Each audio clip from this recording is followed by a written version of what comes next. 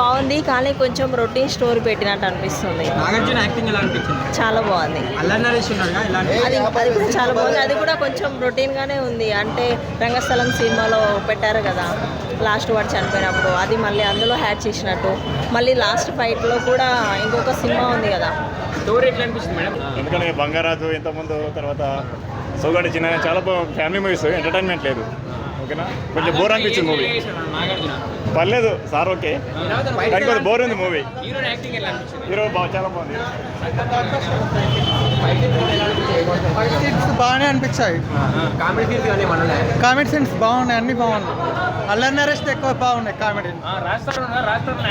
Raj Tarun acting ఇంకా super ఉంది, ఇరగదీసిండు. Climax ఎట్లుంది? క్లైమాక్స్ ఇంకా బాగుంది, ఇరగదీసిండు క్లైమాక్స్. ఫైట్స్ ఎలా అనిపించిన మూవీలో? ఫైట్స్ చాలా బాగున్నాయి, ఎక్కువ నాగార్జున అండి ఫైట్స్. హనుమాన్ సినిమా కాంపిటీషన్ ఇస్తామా సంక్రాంతి పండుగ? హనుమాన్ కాంపిటీషన్ రెండు ఈక్వల్ ఉంటాయి. రెండు సంక్రాంతి పండుగ విన్నర్ ఎవరు? విన్నరా నాగార్జున. నాగార్జున మంచిగా చూడవచ్చు, టెన్షన్ లేకుండా యథార్థంగా బాగుంది. నాగార్జున యాక్టింగ్ ఎలా అనిపించింది? సూపర్. ఫైట్స్ ఎలా ఉన్నాయి? కింగ్ నాగార్జున సూపర్ అన్న, స్టోరీ ఎట్లా అనిపిస్తుంది మీకు? బాగుంది కాబట్టి బాగుంది అంటున్నా. అల్లరి నరేష్, రాజ్ తరుణ్ ఇద్దరు హీరోలు ఉన్నారు కదా, ఎట్లా మీ స్టోరీ? ఇద్దరిది బాగుంది అన్న, అన్నదమ్ములు.